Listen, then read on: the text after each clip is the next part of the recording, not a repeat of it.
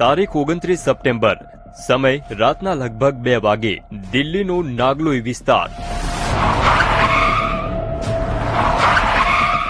मेरे बेटे ने गाड़ी में उनको एक जो पुलिस वाला था उसके साथ लग के उसके साथ जाके गाड़ी चला के लेके गया है और सोनिया हॉस्पिटल में उसको दाखिल कराया है। उन पुलिस वालों ने उसके साथ बदतमीजी की और डर के मारे फिर वहां से भाग गया वो। કોન્સ્ટેબલ સંદીપ મલિક સિવિલ ડ્રેસમાં ડ્યુટી પર હતા। તે વિસ્તારમાં એક કારની અંદર બેઠેલા 2 યુવકો દારૂ પી રહ્યા હતા। સંદીપે ના પાડી, તે લોકો ન માન્યા ત્યારે સંદીપે પોલીસ સ્ટેશન લઈ જવાનું કહ્યું। બચવા માટે યુવકોએ કાર દોડાવી, કોન્સ્ટેબલે પીછો કર્યો। કાર બાઇક સાથે અથડાઈ। સંદીપ માત્ર પડ્યો જ નહીં પણ કારમાં ફસાઈ ગયો અને 10 મીટર સુધી તેને રોડ પર ખસેડ્યો। કારમાં ધર્મેન્દ્ર અને રાજેશ નામના 2 લોકો હાજર હતા।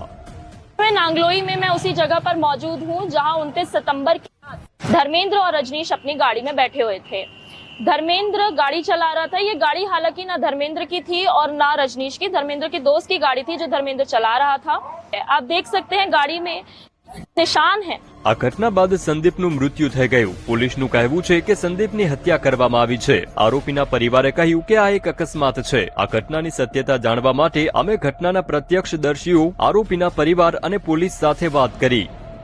જ્યારે આ અકસ્માત થયો ત્યારે ત્યાં અન્ય 2 લોકો હાજર હતા, સચિન અને ખુશીરામ। બંને સંદીપ સાથે એક રૂમના મકાનમાં ભાડે રહેતા હતા।